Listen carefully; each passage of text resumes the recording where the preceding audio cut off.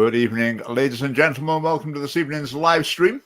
We have some very special guests this evening, and that is some of our viewers. I've spoken many times about the possibility of people coming on. Like a phone-in type thing. So we're going to try that later on just to see how that goes. That's something we might develop in the future. So later in the live stream, there will be the opportunity to join in for one or two people if you'd like to do that. We've got lots of things to talk about today. As usual, I'll start by giving the Scottish Family Party Conference a quick plug. I've just posted the link on Facebook and YouTube. 11th of November, 1 till 5 in the afternoon, and then a drinks reception after. Pretty central, Glasgow. Non-members welcome, just £10. So made it quite short. Central Glasgow, very easy to get to. Ticket sales are pretty good at the moment. But there's still plenty of room left, so do get your ticket.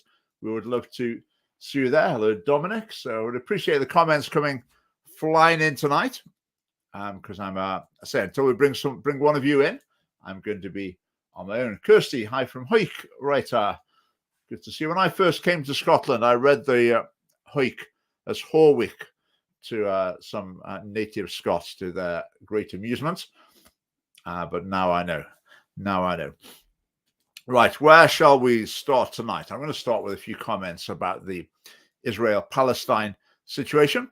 Now, when we talk about things on the live stream, we have different people on. We chat about various issues. Sometimes we'll talk about things that are outside the areas of Scottish Family Party policies. So we're not sort of making policy up as we go along when we do that. Not every word that comes out of my mouth or anyone else's mouth on the live stream sort of crystallizes as Scottish Family Party policy instantly. But it's good to discuss these things and hear what we've got to say. Now, one of the things I'd say about the Israel-Palestine situation at the moment is there seems to be something of a horror's arms race. By that, I mean that the Israelis are really keen to show as much video footage and images of atrocities as they possibly can. So people are appalled by them, sympathize with them, and feel that their response is more justified. Similarly, the Palestinians are equally keen to get video and photographs out of people injured, suffering, hospitals, etc. And that seems to be a huge part of the conflict. And the assumption seems to be that you win over public opinion with imagery that's going to provoke empathy or outrage. And is that really a sensible way to encourage decision-making? I would suggest that it's not. I think showing the sort of gory imagery, what that's quite good for is stirring up hatred among people on your side, really getting them angry and raring to go, which, as I say, I'm not sure that's entirely helpful. Surely, if we're being rational, if we know 1,300 civilians were killed, this many were raped, the things can just be described. People were tortured to death.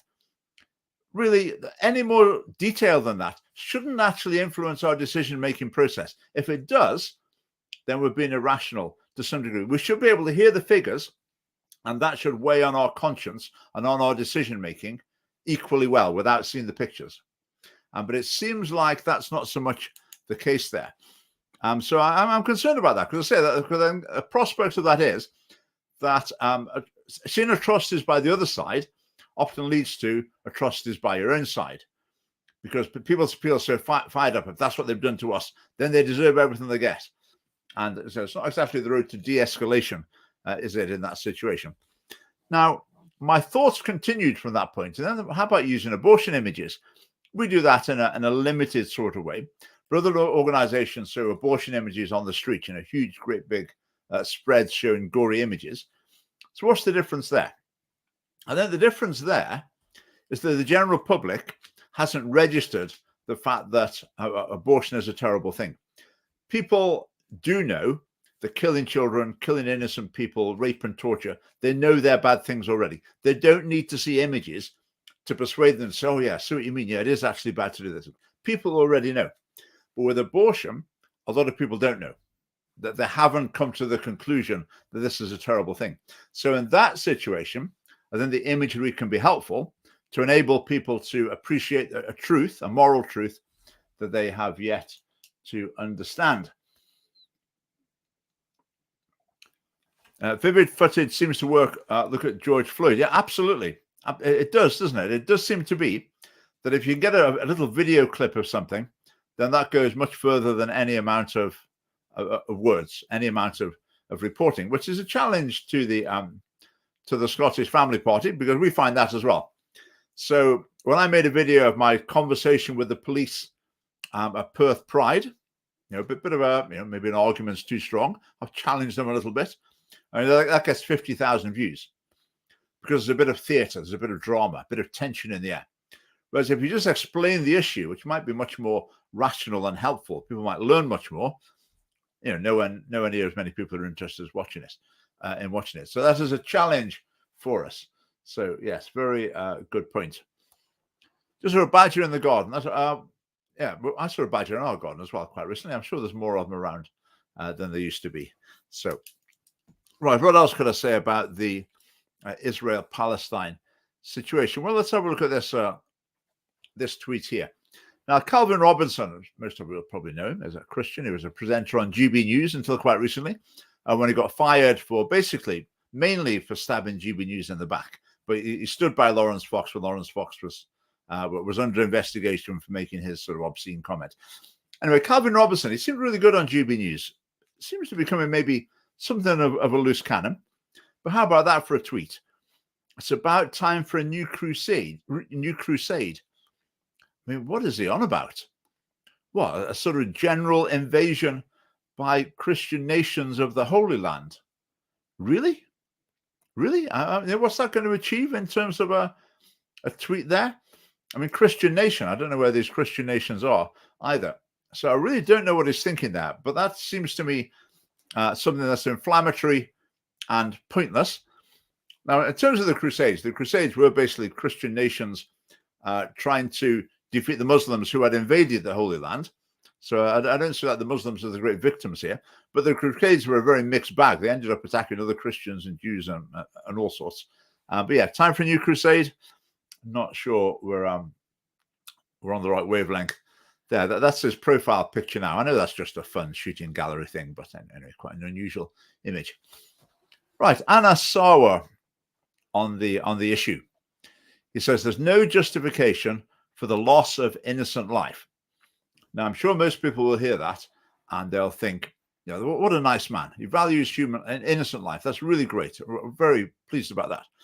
Obviously, we could challenge him about abortion. He actually doesn't value innocent life before birth, only later in life. But is he right there? There's no justification for loss of innocent life. I mean, that really makes war impossible, doesn't it? If you think of, say, the Second World War, the Allies need to defeat Germany, so they're going to invade France and then move through and invade Germany to defeat the Nazis and end the war. Can you do that without loss of innocent life? No. I mean, it just is impossible. You can try and minimize it, but it's inevitable. You're going to cause mass displacement of people, a lot of death, injury, terrible suffering, but it's inevitable. It is an inevitable aspect of ground war, basically. So Anna Sora, I don't agree with him there. I don't agree with him. I mean, is he saying that no nation can ever, well, it's like saying you can never go to war, really, unless you prescribe some particular area that's going to be used with no civilians in it, which is never going to happen. So it sounds a nice idea, but I'm not sure that quite makes sense. What else have we got? Oh, that's on a different topic. Let's leave that for now. Now, Humza Yousaf has signed a statement as well related to the Israel-Palestine situation, a statement of interfaith solidarity, along with a couple of Muslim leaders and a couple of Jewish leaders. I don't know how representative these leaders are of Muslims and Jews. I'm not sure. I'd imagine Muslims and Jews, they're in lots of different groups. And I'd imagine some Muslims would say, well, those groups don't represent me, etc. But he's done that in any case. And reading it, it's actually, it's good. I think what he's done is a good thing. Trying to diffuse potential tensions between Muslims and Jews. And I think that is certainly necessary in a lot of cases. Right. The last thing I'll say about this is a lot of people are saying, we need peace, we need a ceasefire. Well, I think any war, you want peace. obviously that's an obvious design. Anyone who doesn't want peace ultimately, well, they're a warmonger, aren't they? But if you want peace at a certain stage of a war, well, what does that mean? I mean, let's say the Nazis had invaded France, and some people in Britain said, okay, let's make peace. Let's just call it a day here. Let's let them have France. Let's make peace at this point. Because obviously peace is the preferable option, isn't it? Let's end the killing and suffering. Let's have peace. Well, actually, I think on the other side of the scales is you're allowing one country to be taken over by another and oppressed by another sort of indefinitely. And that's not the right time for peace. That's not an appropriate peace deal. War needs to carry on until the Nazis are kicked out of France, till they're ultimately defeated. So a desire for peace is good, but not at any price. Sometimes evil needs defeating rather than compromising with. And that's what needs weighing up. And these are the difficult decisions that need to be taken in any conflicts. The same in Russia, Ukraine, same in Israel, Palestine as well. Right, thanks for the comments. Do fire them in. Right, a few more things we talked about in the last week. I made a video about the shouting ban, which doesn't exist yet. There's no bill in the Scottish Parliament about a shouting ban, but I'm predicting that there will be one. I don't know how many years it will take, but I'm predicting that there will be one. There are articles starting to appear in newspapers. I think there's a discussion on Good Morning Scotland. That's always a sign something's coming. And people are starting to argue that if you raise your voice to children, or if you're too critical, or if you blame them for things, or if you ridicule them, then that's verbal abuse. That's as bad as sexual abuse. If it's as bad as sexual abuse, it obviously needs to be banned, doesn't it? Now, it seems with the smacking ban, I mean, there is such a thing as, verbal abuse. You can go over the top, speaking to children, shouting at children, whatever, and that can be damaging. Okay, that can happen to the extreme, but they will want something much more than that. Same as with the smacking ban. They'll use the example of like physical abuse to ban smacking, which is exactly what they did. And I think the same thing is going to happen with shouting. So you heard it here first. That's the reason I made the video, because I think that's going to happen. And when it does, well, we saw it first, which won't be the first time that we're seeing what's coming along in the Scottish Parliament. Right, let's see what's next in my slides here. So there's this is an interesting one from the SNP on Twitter. Scotland's relative position has improved about destitution. And the level of destitution, however they measure it in Scotland, has increased. The level of destitution has increased, but the SNP is proud of itself that relative to the rest of the UK, it's improved a little bit. In other words, it's got worse in Scotland, but it's maybe got even worse in other parts of the UK, and that's cause for celebration as far as the SNP is concerned. I mean, that's an interesting insight, isn't it, into Scottish politics? The actual amount of deprivation people's experience, well, let's not worry about that too much. Just where are we compared to England? If we're not quite as bad as England, then that just shows the SNP are doing a great job. And someone retweeted that to us saying, what a state of mind. And I think they're absolutely right, drawing attention to that. Got a few quick things here as well. Engender, you ever heard of them? Engender are a taxpayer-funded feminist organization based in Edinburgh. And they're real hardline, dogmatic feminists. So most of the things they campaign on would be contradictory to Scottish Family Party policy, but they get paid by the government. In other words, they get paid by the taxpayer. In other words, they get paid by you. So I'm sure they're very grateful. I'm sure they're very grateful to me, the fact that I have to pay taxes to pay people to argue for viewpoints that I think are completely wrong. But that's Scotland. That happens on a massive scale. So one of the things Engender argue for at taxpayers' expense is full decriminalization of abortion. In other words, no time limits, abortion up to full term. And are they pushing an open door? I think they are. Humza Yousaf's already said decriminalization up to 24 weeks, but give it time, this will come. If we get a Labour government next time, I would say it might come even more quickly. I'm not sure who's more progressive, SNP or Labour. I would have a slight concern it might even end up being Labour. We might be out of the frying pan into an even hotter fire if Labour win the next Scottish election, which I think is quite likely. So watch this space. Borders.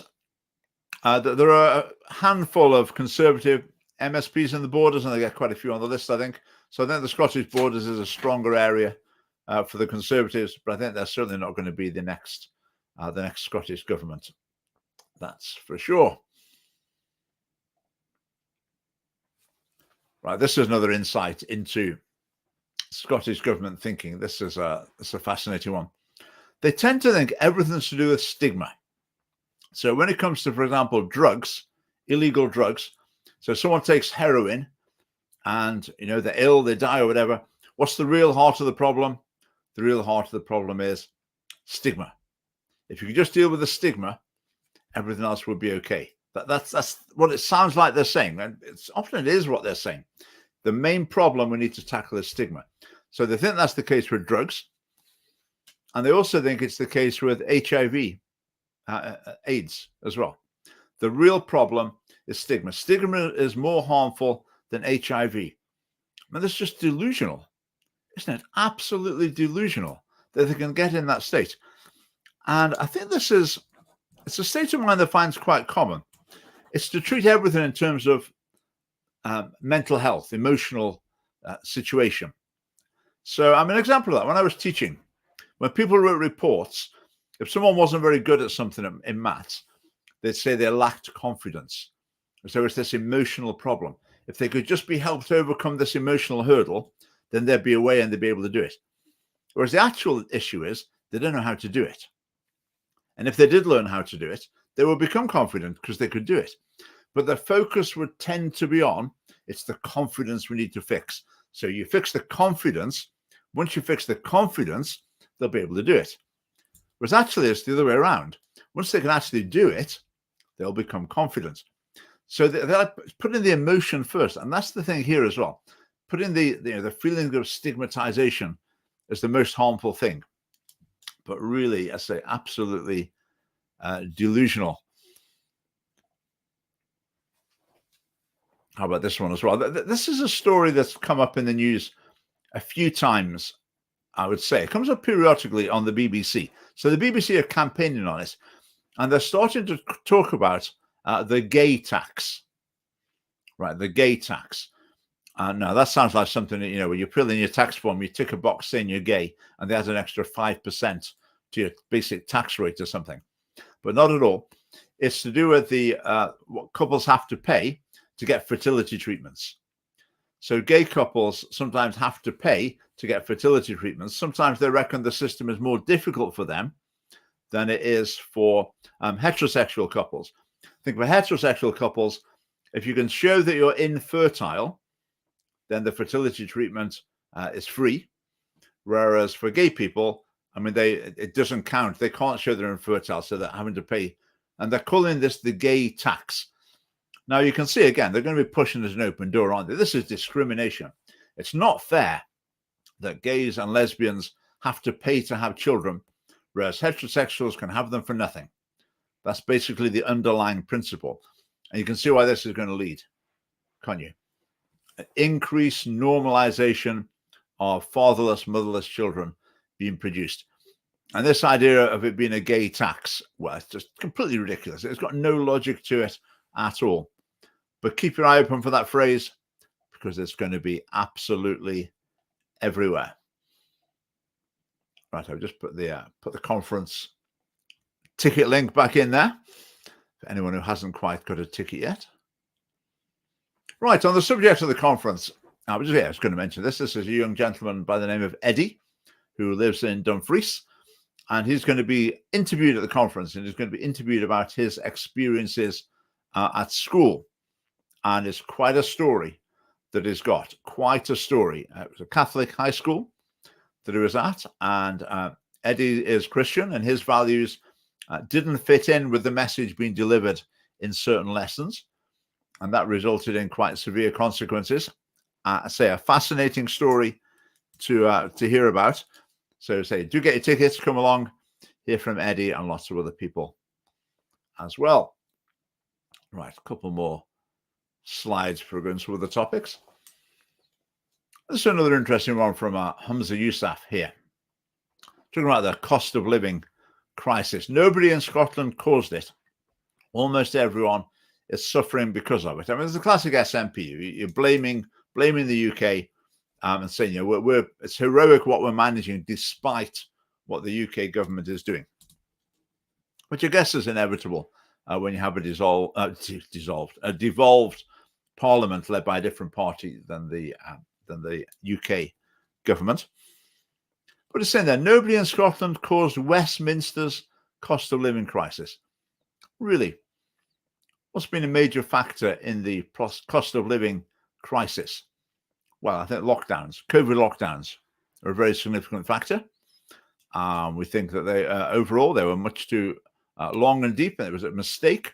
And the cost to the economy has been huge, and we're paying the price now. Cost to the government's finances as well, and we're paying the price in terms of a cost of living crisis. But Hamza Yousaf just says all Westminster's fault, whereas Scotland was at the forefront of demanding longer, harder lockdowns. And yet when it comes to the consequences, you can just sidestep it completely. Now, do you think Hamza Yousaf is terrified the next time he meets a BBC journalist because he'll be put on the spot about this issue?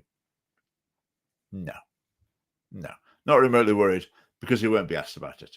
He won't be asked about it at all. All right, interesting question. Do you get protesters at conferences?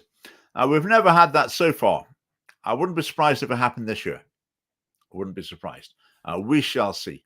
We shall see. It makes no difference to us. We'll see who turns up. Right, now this is an interesting story here. The Conservatives and conversion therapy. Just to clarify again, I'm sure that most of you know, but conversion therapy, the idea that it would be a criminal offense to help someone to move away from a sexual orientation, or to not act on a sexual orientation, or to try and move away from a sort of transgender identity. That will be a criminal act, which is beyond the pale, and it will criminalize parents, religious leaders, a whole host of people on a huge scale. And it's one of the biggest threats to freedom of speech that we've had for a long time, and there have been plenty of those. Now let's just follow this story with the Conservatives. They put it in the manifesto to bring it in, got elected, and then said, no, we won't actually do that. We don't think it's necessary.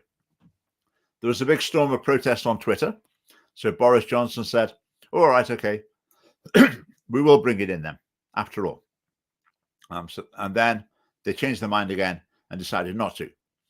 Then they blocked Scotland's Gender Recognition Reform Act. So they're under fire from the LGBT lobby, saying, oh, it's really bad what we've done here.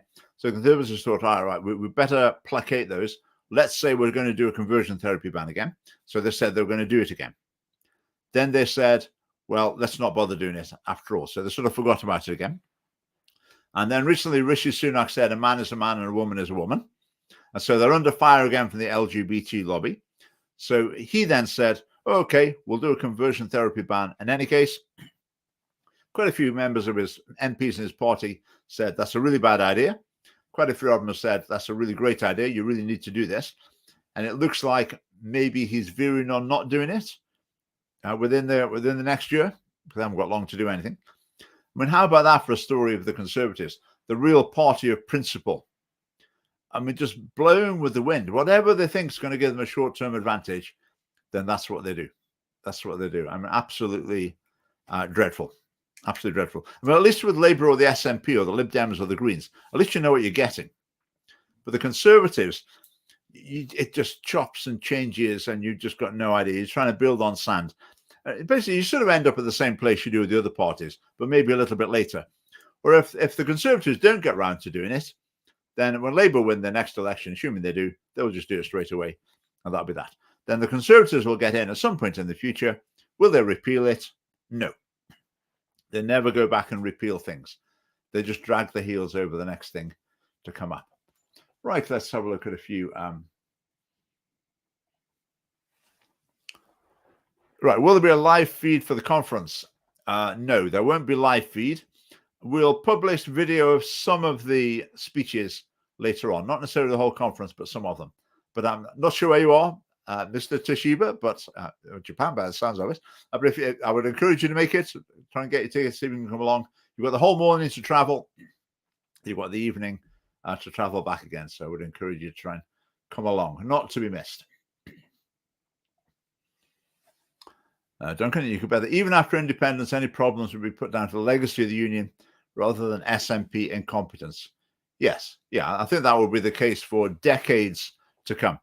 I mean, look at former colonies. I mean, some of those, they still basically blame all the problems on having been a colony that took it now, 70 years ago, 80 years ago. So, yeah, I think as an independent Scotland, I think that line would certainly be very common. Right, John, let's just take Rishi Sunak off the screen. Right, could a conversion therapy ban lead to psychologists taking a safe mode approach in everything they discuss for fear of inadvertently saying anything which might contravene the law? Absolutely. Absolutely. They'll be treading on eggshells. Because what some activists will do is they will deliberately go to a counselor or a psychologist and say, this is my situation. I mean, the classic example I normally give is, say you've got a married man with a family and he's experiencing homosexual desires, and he thinks to himself, I don't want to go down that road. I don't want to abandon my wife and children. I want to stay with my family. So I want to put these desires to one side and maintain my relationship with my wife. So can you help me with that, Mr. Counselor, Mr. Psychologist? Can you help me? And a counselor or psychologist will be thinking, oh, no, I need to be really, really careful here. Because if I say, yes, I can help you with that, I think you're doing the right thing, then that would be a criminal offense. The criminal offense. Or if someone thought, this is the change I want to make in my life, I'd like to speak to someone about it who agrees with me. So, for example, let's say we're talking about, say, a young man starts experiencing homosexual desires, doesn't want to go down that road. So he wants someone to support him and talk it through with him, maybe pray with him, someone who shares his faith, shares his perspective. Then the conversion therapy ban would mean he's not allowed to get counseling from such a person. He could only get counseling from someone who doesn't share his opinion, doesn't share his goals for his life, which is completely wrong.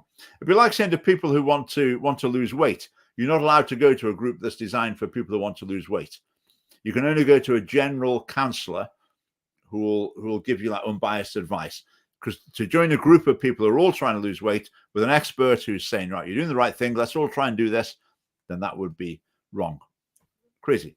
And it applies to gender as well, of course. So you've got the classic example, 5-year-old boy puts a dress on. Dad says, no, come on, boys don't wear dresses. It's conversion therapy. Criminal offense. And the children will be told all about it at school. And, if you find this happens to you, you let us know. Come and report it. And we'll sort out the issue for you. We'll sort those parents out for you. So it's extremely concerning. What's happening with it in Scotland? Well, everything on paper says it's full steam ahead. I think Humza Yousaf's not too keen to get into it because it was going to be a controversial one. Not because of the LGB bit, but because of the T bit. If they try and put transgender on it, they'll have the feminist organizations, the gender critical feminist organizations will be on their case. The SNP doesn't want that. They don't want a brand of feminists opposing them, because that's a bit scary. Because feminists get taken seriously in the media and they're respectable. So that's, they've had their fingers burnt with gender recognition reform. So I think they might back off from that one for the time being. But it will come. It will come. I'll tell you part of the reason why it will come. And that's because international bodies say it has to. So the United Nations, for example, says basically you need to do this. This is an aspect of upholding human rights. And what's the chance of Scotland saying, oh, no, we think you're wrong, United Nations. Well, we don't think your interpretation of human rights is correct. What's the chance of that happening? Minimal.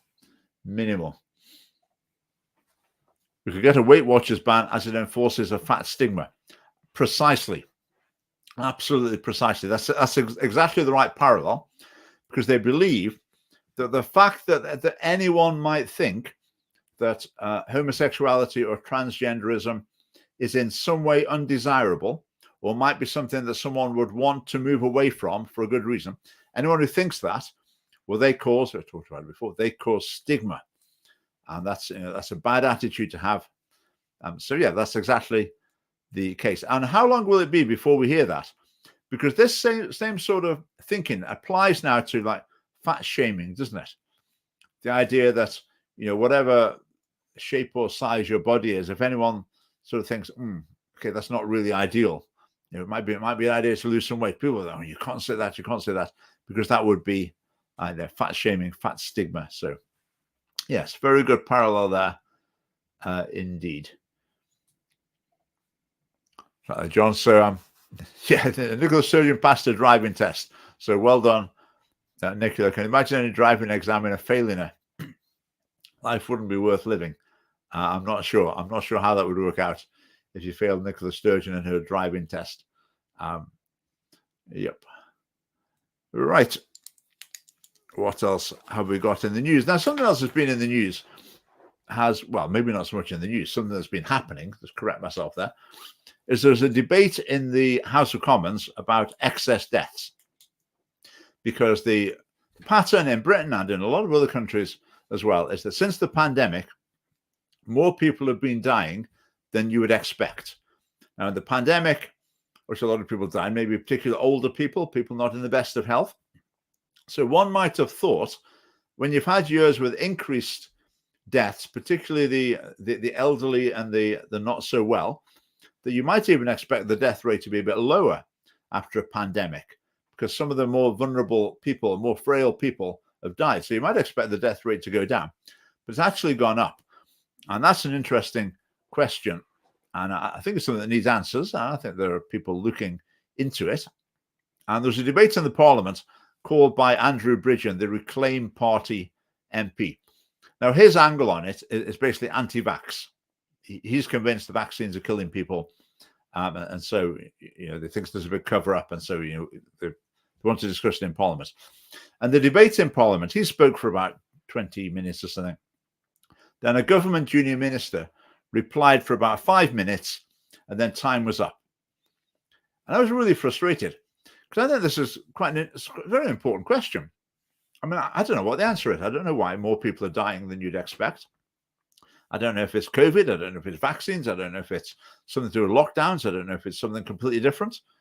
I mean, I just don't know. I don't know, but I would like to know. Now, Andrew Bridgen's point of view, I think I'm probably not particularly attracted to it. I would tend to be skeptical of his point of view. But what I would have liked to have heard in the House of Commons was for someone to put the work in and really counter his evidence. So when he put forward various statistics and studies from around the world, I would have liked someone to say, okay, but the explanation is this, okay with that, but there's also this, you haven't thought about this, you're misinterpreting that. That's what I would have liked to have heard, but we didn't hear it. And I think that's really unfortunate, because you end up with people with completely separate worldviews, living in different worlds. And if you don't hear people debating between them, it's very hard to judge between them. So there'll be some people who are living in the sort of anti-vaxxer sphere, I suppose, who are just hearing bad news stories about the vaccines. And there's people who are living in, I suppose, in the mainstream. All they're hearing is safe and effective. They're hearing that time and time again. And if you're just in that world, it's very hard to judge, what's going on here. But if you get people actually talking to each other, debating with each other, that's when you can start to make an intelligent decision. So in terms of the excess deaths, what's causing them, I'm none the wiser. I would like to know. I would love to hear some experts speaking about it or to read something about it, but it just seems very difficult to find. Now, of course, the worst case interpretation of that is, the government's trying to cover something up, which I say is not impossible, but this is virtually every country in the world. I'm not sure that can happen. Well, many countries in the world. I think basically people are struggling to understand what's going on. I'm interested, and it's very difficult to find the information. There's Steph. It certainly looks like the vaccines due to the high number vaccine injuries. There certainly have been a substantial number of vaccine injuries. Again, I've sort of heard both sides of the argument, but to really make my mind up, I need to hear them talk to each other. I need to hear them countering each other's points to be able to get there. I think with any medicine, there's going to be side effects. There's going to be some negative effects. So weighing up those against the benefits is a matter of statistics. But I feel, I'm not able to access the debate on that. Okay, right. One more. Well, not one more. Lots more things too. Just say do throw in topics as well in the chat if you would like to. Right, the Western Isles. And I went over to the Western Isles for a family party meeting. When would it be? 2018, maybe the first time. I've been a few times since. We've had quite a few meetings. I think we had 60 people at a meeting once over there. A very warm reception. It's been great. We've struggled to find a candidate. Lots of people who would be absolutely brilliant candidates, but they don't feel it's the right thing for them at this stage, which is fine. So we're very keen to find a candidate, and we're going to go back over to Stornoway, maybe to Harris as well. Maybe next month. That's the plan. But what's been going on in the Western Isles is very, very interesting because, I mean, basically, let's put modesty aside for the minute. When I've been there, I've shown them about the sex education resources in Scotland, and that has basically kicked off a parental movement objecting to what's been taught in the schools. And there are, you can imagine in the Western Isles, there are quite a few people on the council with conservative views in this area. So they said, we don't want this sort of thing teaching in the schools. So a motion was put to the council and it passed. So the council in the Western Isles said, we don't want them using the government's rshp.scot resources. We want them to, we're recommending the Scottish Catholic Education Service resources instead. So passed by the council. Job done, great victory, you might think. So what happens next? Well, the education department in the Western Isles basically says, you can't tell us what to do. It's up to us. And it's up to schools as well. You can't tell schools how they've got to teach things. I mean, how bizarre is that? So the elected body responsible for education makes a decision reflecting the concerns of parents, and then it comes to being implemented, and the bureaucrats and the school staff, I think it's mainly the bureaucrats, just say, no. Okay, you may be the elected council, but no, we're sort of going to overrule you. We're not going to do that, which is a staggering situation, absolutely staggering.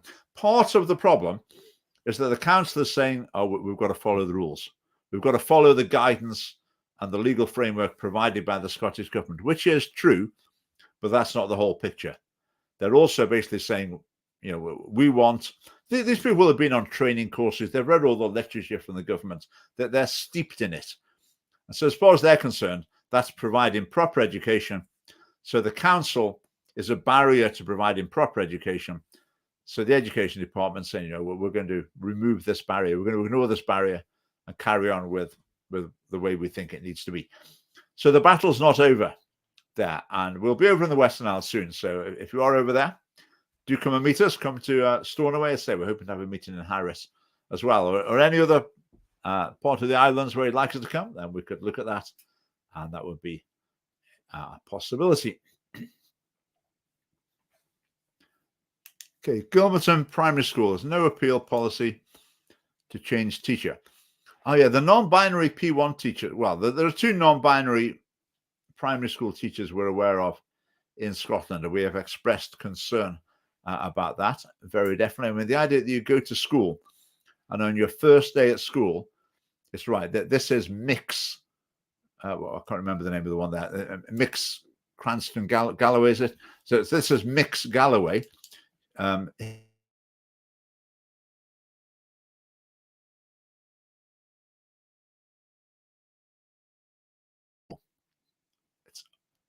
What is going on?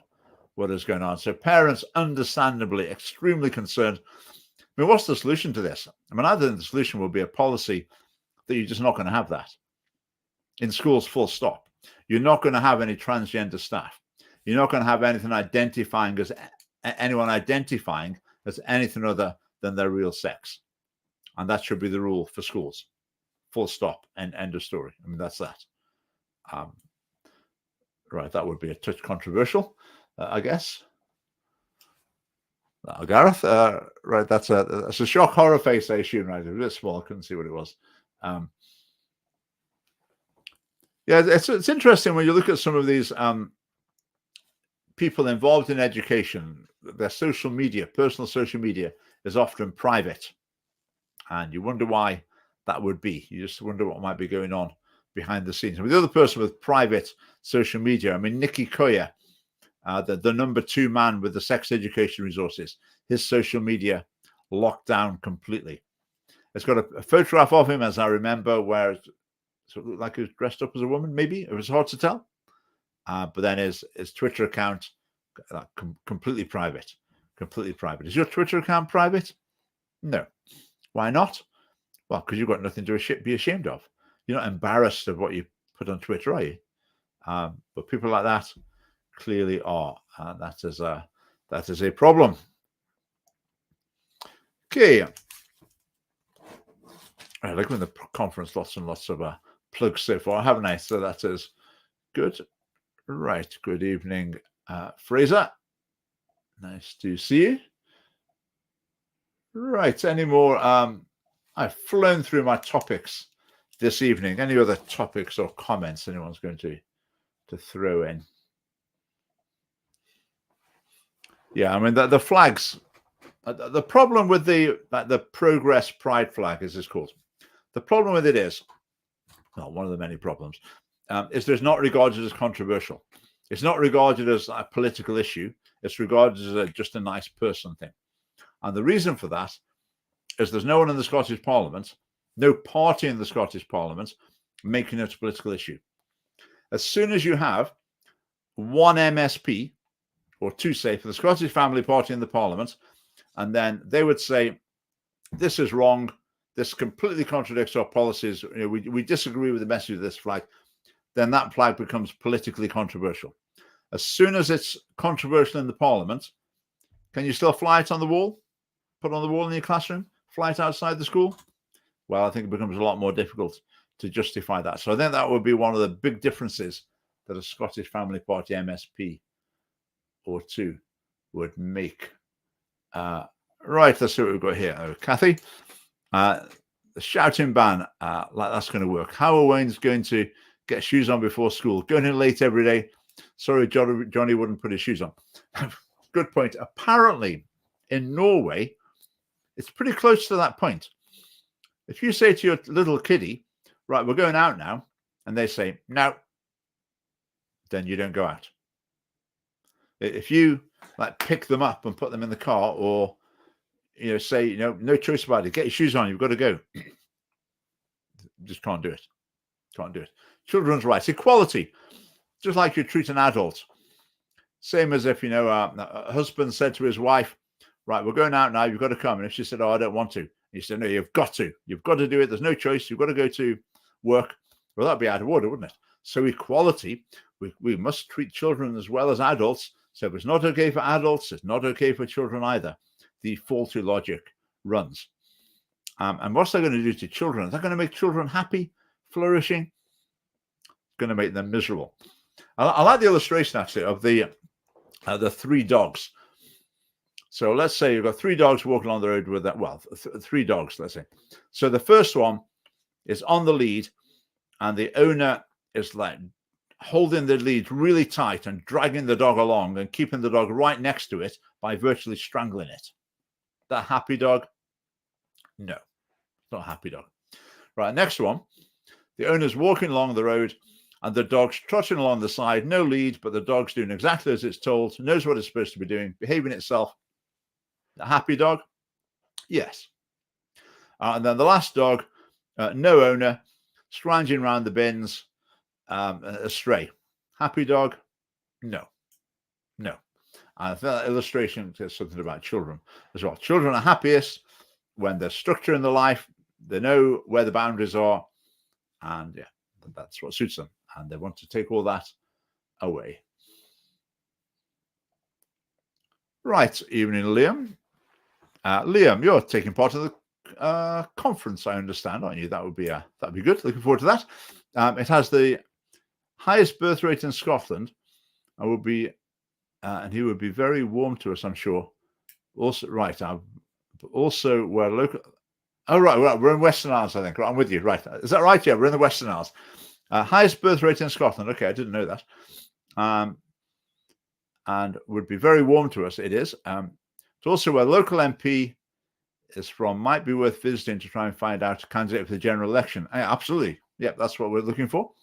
Their current MP in the Western Isles, Angus MacNeil, he left the SNP. I think he jumped before he was pushed. His record of scandals is scandalous.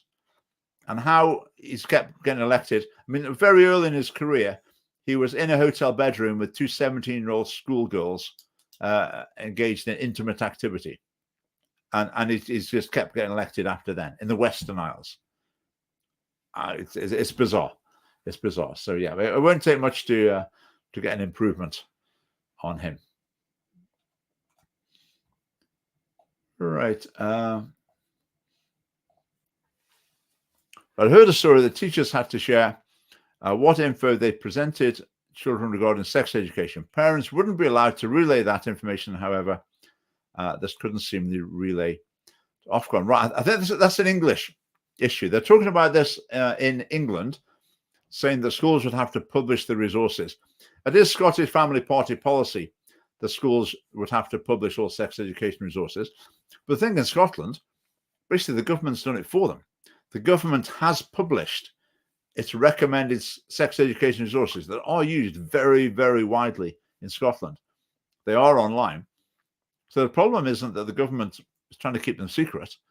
The problem is, I don't know, parents don't bother to look at it, don't care, don't know, don't believe it when it's explained what's there.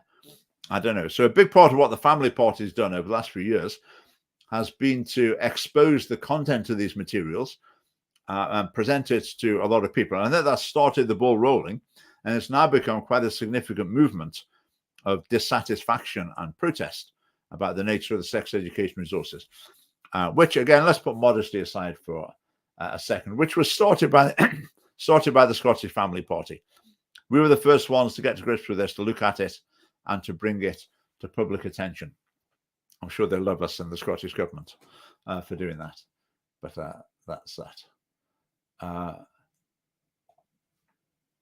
The pride thing. Yeah. Yeah, I mean, some buses, it's ridiculous. Yeah, I've seen that one. I know which one you're talking about. What happens when children won't go to school? Truancy officers come, then what? Well, I think they don't really get that far in their thinking. They just assume that, well, I don't know, I suppose if children don't want to go to school, well, that is increasingly happening, isn't it? Absentee rates at schools are increasing quite dramatically. And I would think part of that is just kids refusing to go to school. Now, whereas ideally, you'd want children to feel there isn't actually any choice in this matter.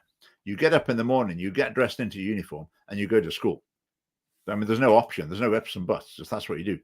But increasingly, children will have the point of view that, I've got my rights. No one tells me what to do. I'll choose. Do I want to go to school today? Well, I'll see about it. So then that will be contributing to chaos. Yeah, that's a good word to use. Oh, you're talking about Barra in particular. All right, okay. Yeah, well, let's see. Angus MacNeil. Yeah, Steph, I guess talk about the sex education resources. I mean, it seems quite a while ago now when they were being introduced. And I went through them. Well, I wasn't horrified. Well, yeah, I wasn't surprised. I'd heard lots of anecdotes of people saying, this is what's going on. This is a video that's been used. But it used to be quite hard to pin down exactly what was going on in terms of sex education. But then the government did us a huge favor by publishing their official recommended resources. Then instead of saying, we've heard this happened here, this is what the government wants.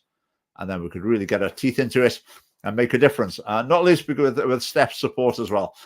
Because I think the events we've had, protests we've had have been very powerful, and it's made it into a hot topic in Scotland. And I think their new guidance in the area has reflected all of this opposition, and they've included some things that are trying to placate people like me, people like Steph, and other, a lot of parents as well are not happy with this.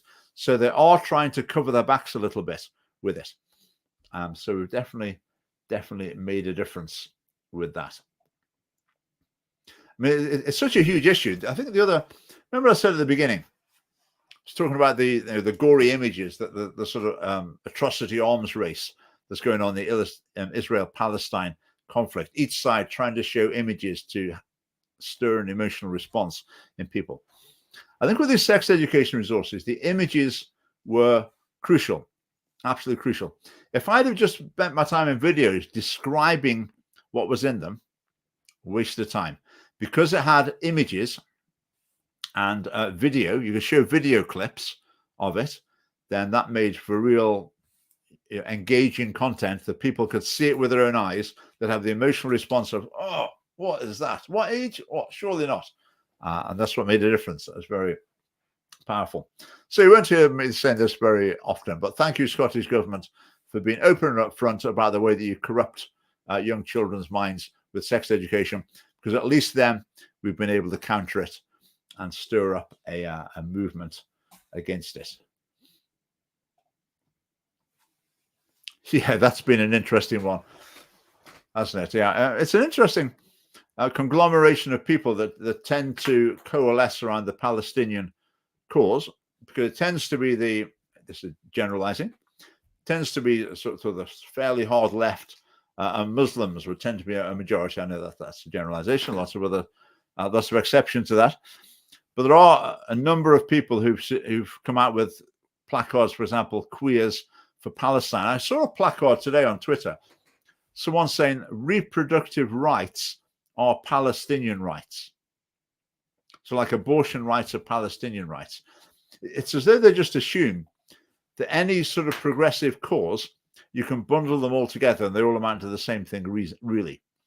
But in the case of like LGBT issues and Gaza, well, I mean, they're not particularly compatible. Because they're quite strict Muslims, most people in Gaza, and they wouldn't be very celebratory of LGBT identities. Let's put it that way. So yeah, it's fascinating to see the connections people make there. Very interesting. Makes no sense at all. Absolutely. Right, we've got a few minutes left. I know you've all got your conference tickets by now, so I don't need to mention that. Let's mention a bit more of what we've got at that. I'll tell you one thing that's coming up at the conference is I'm going to interview someone very important. I'm going to have a conversation with someone very important. Well, I actually have conversations with her quite often, but we're going to have one at the conference on the stage, and that is with my wife. And we're going to talk about various issues for us as a couple being engaged in the sort of work that we do. We're leading the Scottish Family Party. Mary runs the prayer vigil at the abortion clinic in Edinburgh. So these are both quite frontline roles, if you like, and it's got a fair share of tension and sort of conflict, pressures involved in that. So we're going to talk about that.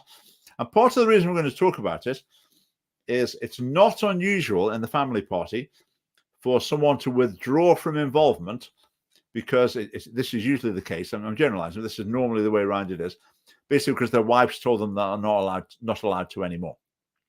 So the wife will say, "You cannot do that because it's embarrassing, it's risky, it's whatever, it's bad for our reputation," these sort of things. So we're going to address some of those issues in conversation to try and help, I suppose, other people facing those issues. I guess the people who might most need to hear it won't be there at the conference, but we can publish it online, and then maybe it can be shared later with people who will find that helpful.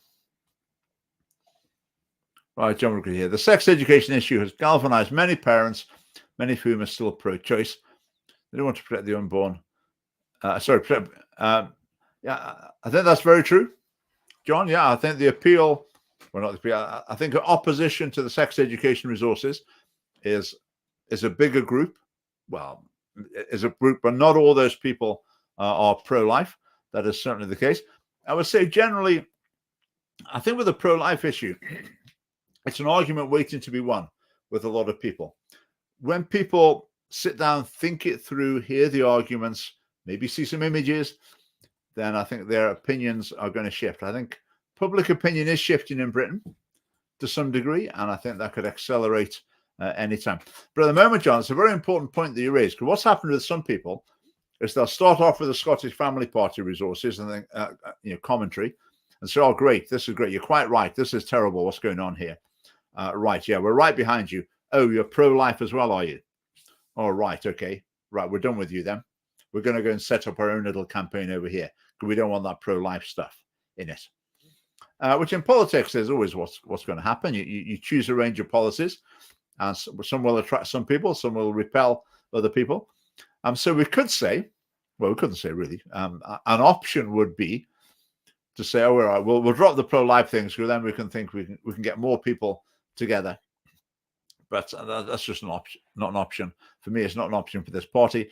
But we cannot say, okay, the killing of unborn children, we've decided we're not going to focus on that for strategic reasons. We're going to let that happen unchallenged for the time being, because it doesn't quite fit in with our marketing strategy. Our focus groups show it's not a good thing to focus on. We're just not interested in that. Not interested. We're a party of principle. That's very important. Now, with the pro-life issue, for a party like the Scottish Family Party, we've got to give people reasons to vote for us. Not just to not vote for the SNP, not to not vote Labour or whatever. We've got to give them reason to vote for the Scottish Family Party, and they need to be really clear-cut. So the sex education would be one. We're the party that would fix it, well and truly fix it. No other party in the Parliament would. But then the pro-life issue as well, absolutely clear-cut. If you want the killing of unborn children to continue, you can vote for Labour, Lib Dems, Greens, SNP, Conservatives, Reform, all the same. All the same. They would all continue the killing of unborn children. If you wanted to stop the Scottish Family Party, and we think that's a really fundamental issue. All right, Alejandro, not heard from Philip Tanzer recently. Is he speaking at the conference? Yes, he is. In fact, the whole team's coming. So his wife and baby are coming as well, I think. And there's another baby on the way as well. So Philip Tanzer will certainly be there. I was speaking to him last night. We'll get him on the live stream very soon. Yeah, good point. He hasn't been on for a while. He's been traveling around a bit, I think. So, yeah, he will be back soon. Niall was working tonight as well. So we'll see all these people for too long. Integrity, absolutely. Absolutely. That's really one of the things we pride ourselves in. And there are policies are based on principles that are some non-negotiable. We're not like the Conservatives, where these are our principles. If you don't like them, or if they go out of fashion a bit, we'll change them, and then we'll change them back again. Now, every party has got to be flexible. You've got to have some flexibility in what you do, and that's absolutely fine. But also, if you haven't got a foundation of principles, then really, what are you? What are you? What is the point of what you're doing? Particularly as a small party, as a relatively new party, you need distinctives that people know. I mean, our policy booklet we're going to give out at the conference, it's going to be, it's like 88 pages. It's not a booklet, it's a book. But how many people are going to read that? Well, not that many. So if we're relying on people reading that and then thinking, "Oh yeah, that was a really great 2 hours read I've just read there, I think I'll vote for them." That's not the way politics works. What will happen is people think, "Oh yeah, family party, the families, yeah, they prioritize families. They're against that horrible sex education, pro-life. Yeah, that sounds good to me. I'll vote for them." So that's ultimately what we're trying to do. We just got to lodge some distinctives in people's minds, and that's why one of the reasons why we're very consistent about those. All right, Alejandro, looking forward to hearing from Phil Tanzer. So yeah, Phil will be there. Niall Fraser, of course, will be speaking. I said we've got Eddie coming along to talk about his experience at school. Our treasurer, Alan Brown, will be doing a brief presentation about our finances. Michael Willis will be given an opening address as the chairman and an update on what's been going on in the party. Phil Holdham will be following up his talk from last year. Phil did a talk last year about making the Scottish Family Party more visible. And Phil got the flags that we've used about various other things as well. And wow, have they been put to good use in the last year? They've been very effective. And we've done lots of things outdoors, the street stalls, country fairs, various protest events. So that's been great. So Phil's going to give a report on that and some other things as well. Phil Tanzer is part of a panel discussion, along with hopefully Hamish Goldie Scott.